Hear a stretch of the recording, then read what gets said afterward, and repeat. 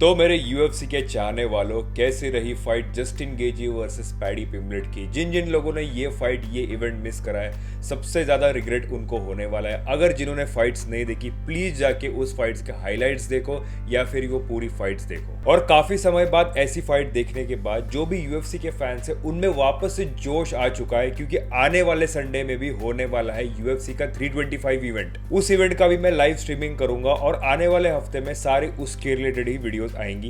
पर ये वीडियो में हम बात करेंगे जस्टिन वर्सेस पैडी जो फाइट हुई उसका थोड़ा ब्रेकडाउन करेंगे, कैसी फाइट रही, राउंड 1 से राउंड 5 तक यहाँ पे कैसी फाइट हुई और उसके साथ साथ फ्यूचर क्या हो सकता है लाइट वेट डिवीजन का। क्या यहाँ पे जस्टिन गेजी वर्सेस इलिया टोपुरिया की फाइट हो सकती है।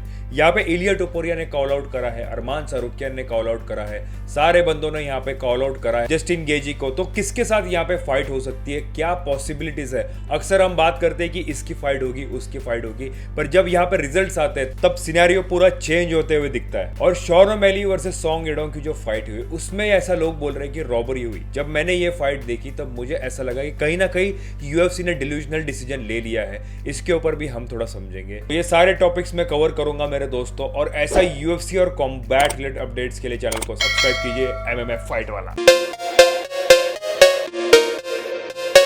तो मेरे दोस्तों, मैंने मेरे प्रिडिक्शन के वीडियो में एक लाइन बोली थी, शेर भरे ही बुढ़ा हो जाए, शेर शेर ही होता है। ये जस्टिन गेजी को मैंने बोला था। हालांकि पैडी पिम्बलेट को मैंने चूज करा था, यहाँ पे पैडी पिम्बलेट जीत जाएगा, पर यहाँ पे सिनेरियो निकल के आया जस्टिन गेजी के खेमे में। जस्टिन गेजी ने बाय यूनानिमस डिसीजन ये फाइट जीत ली है। जस्टिन गेजी के परफॉर्मेंस से हम सारे प्रभावित तो हो ही चुके हैं, पर पैडी पिम्बलेट को ऐसा कहा जा रहा है कि उसकी आयन चीन है। मेरे दोस्तों, एक चीज मैं यहाँ पे क्लेम करना चाहता हूँ, इतनी ओपन चीन देना क्या पैडी पिम्बलेट के लिए सही होगा, उसके फ्यूचर के लिए कितना सही होगा। मेरे मुताबिक इतनी ज्यादा वो अगर चीन ओपन रखते हैं तो फॉर श्योर उनका करियर ज्यादा दूर तक नहीं चलेगा। अगर लंबी रेस का घोड़ा बनना है तो इतना डैमेज नहीं ले सकते, इतना ज्यादा चिन ओपन नहीं रख सकते, वरना क्या हश्र होगा। और बात ऐसी है ना कि जस्टिन गेजी की आप पुरानी वाली फाइट्स देखो, खबीब को छोड़कर जितने भी उसके ओपोनेंट्स थे उनको सबको लहूलुहान करने का इतिहास जस्टिन गेजी ने रखा है। और जस्टिन गेजी हमेशा से ऐसे करता है, जस्टिन गेजी अपने ओपोनेंट को मॉल डाउन करते हैं, और बिल्कुल पैडी पिम्बलेट के साथ वो करते हुए देखे। पैडी पिम्बलेट की एक बार शक्ल देखो अब, किस तरीके से यहाँ पे डैमेज लिए होंगे पैडी पिम्बलेट ने, और जस्टिन गेजी ने अपनी पूरी ताकत लगा के पैडी पिम्बलेट को डोमिनेट करा है मेरे दोस्तों। और जस्टिन गेजी के लिए एक कहावत है, Justin Gaethje hits like a truck. ये बात सच है मेरे दोस्तों।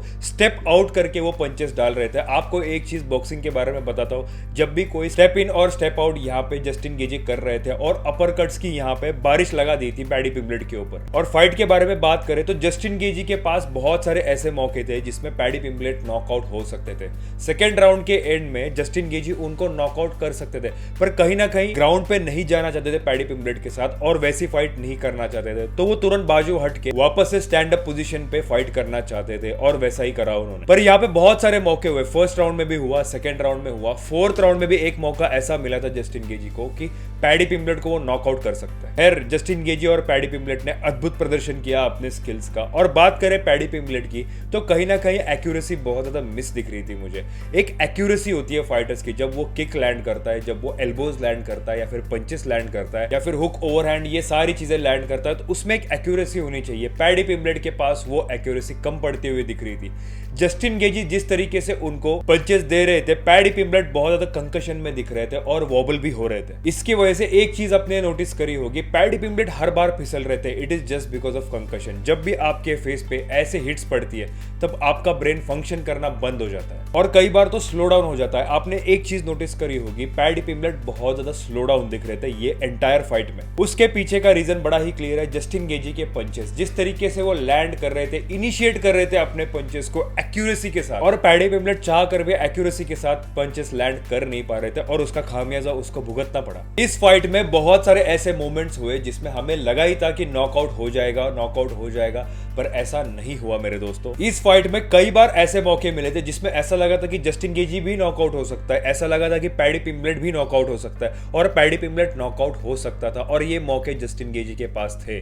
पर ये फाइट हमें वॉर देखने मिली, एक वॉर जो हम सब फैंस को पसंद है। और पैडी पिम्बलेट की यहाँ पे मैं तारीफ करना चाहता हूँ, जिस तरीके से हमें फाइट चाहिए थी बिल्कुल वैसे ही उसने लाके दे दी। हमेशा से ऐसे ही फाइट्स हमें करना पसंद है। हालांकि ऐसे फैंस बोल रहे थे कि पैडी पिम्बलेट हारते हुए देखना, ये चीज अलग हो जाती है, पर यहाँ पे एंटरटेनमेंट के पर्सपेक्टिव से देखे तो ये फाइट बहुत ही जबरदस्त थी और पैडी पिम्बलेट को हम सबको थैंक्स बोलना जरूरी है। देखो, मैं ये चीज नहीं बोलूंगा कि पैडी पिम्बलेट डिजर्व करता है नहीं करता है, यूं तो मैं उसको इतना ज्यादा सपोर्ट भी नहीं करता मेरे वीडियोस में। मैं ये भी बोलता हूँ कि अरमान सारूकियान डिजर्व करता था, उसको नहीं मिला, पर पैडी पिम्बलेट को मिल रहा है। यूएफसी बहुत ज्यादा बायस्ड है पैडी पिम्बलेट के साथ, मैनेजमेंट उसको यहाँ पे बहुत ज्यादा फेवर कर रहा है, ऐसी सारी चीजें मैं बोलता रहता हूँ। पर यहाँ पे जिस तरीके से फाइट्स हमें चाहिए थी, सारे फैंस को चाहिए थी और यूएफसी को चाहिए थी, बिल्कुल वैसे ही फाइट जस्टिन गेजी और पैडी पिम्बलेट ने दे दी है। पर एक चीज तो माननी पड़ेगी, पुराने चावल ही होते हैं। जस्टिन गेजी शेर है मेरे दोस्तों, जस्टिन गेजी जैसा हिट कोई नहीं करता।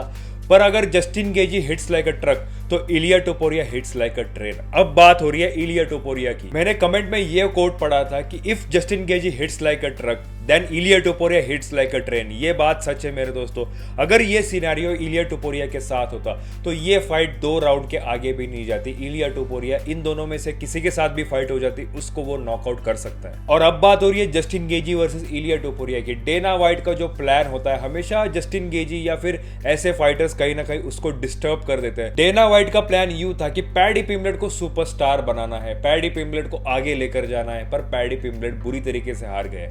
और अब जस्टिन गेजी ने यहां पे प्रूव कर दिया है कि वो डिजर्व करते हैं टाइटल शॉट इलिया टोपुरिया के अगेंस्ट। और बात करें अरमान सारूकियान की, तो मेरे दोस्तों बात को समझ लो, अरमान सारूकियान को नहीं मिलने वाला है टाइटल शॉट इलिया टोपुरिया के अगेंस्ट। भले ही वो नंबर 1 कंटेंडर होगा, हमें मैटर करती है वो सारी चीजें, पर यूएफसी को ये सारी चीजें मैटर करते हुए नहीं दिखती है।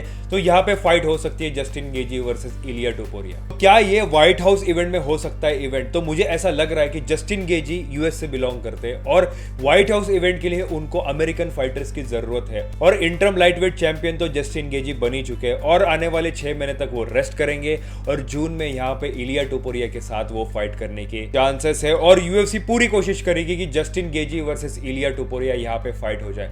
अली अब्दुल अजीज जो मैनेजर है जस्टिन गेजी के, वो पूरी कोशिश करेंगे, पुरजोर कोशिश करेंगे कि जस्टिन गेजी की व्हाइट हाउस इवेंट में फाइट बुक हो जाए। तो दोस्तों, हम सब जो एनालाइज कर रहे थे कि इलिया टोपुरिया वर्सेस पैडी पिम्बलेट हो सकता है या फिर इलिया टोपुरिया वर्सेस इस्लाम आकाशे हो सकता है, अब तो मुझे नहीं लगता कि ये ऐसी कुछ फाइट्स होगी। अब मुझे लग रहा है कि इलिया टोपुरिया और जस्टिन गेजी की ही फाइट होगी व्हाइट हाउस इवेंट में, और जस्टिन गेजी ये डिजर्व भी करता है। तो क्या यहाँ पे जस्टिन गेजी और पैडी पिम्बलेट की जो फाइट हुई बिल्कुल वैसे ही इलिया टोपुरिया के साथ वो फाइट कर पाएंगे? क्या वो इलिया टोपुरिया से पंचेस ले पाएंगे जैसे वो पैडी पिम्बलेट से ले रहे थे? मेरे दोस्तों, एक चीज मान लो, इलिया टोपुरिया जस्टिन गेजी को नॉकआउट कर सकता है और उसके साथ साथ पैडी पिम्बलेट को भी नॉकआउट कर सकता है एक ही दिन में। मैं इतना बड़ा क्लेम कर रहा हूं, इलिया टोपुरिया ने मैक्स होलोवे को नॉकआउट किया, चार्ल्स ओलिवेरा को नॉकआउट किया, तो आपको क्या लगता है क्या वो जस्टिन गेजी को नॉकआउट नहीं कर पाएंगे? जस्टिन गेजी सहन तो कर लेंगे उसके पंचेस, पर एक पॉइंट के बाद इलिया टोपुरिया उनको नॉकआउट कर देंगे। बिकॉज इलिया टोपुरिया की बॉक्सिंग लाइट वेट डिवीजन में सबसे बेस्ट मैं मानता हूं और लाइट वेट डिवीजन में इलिया टोपुरिया के जैसा बॉक्सर भी कोई नहीं है। एक समय मैक्स होलोवे का नाम बड़ा ही चर्चे में था कि मैक्स होलोवे जैसा बॉक्सर कोई नहीं है यूएफसी में,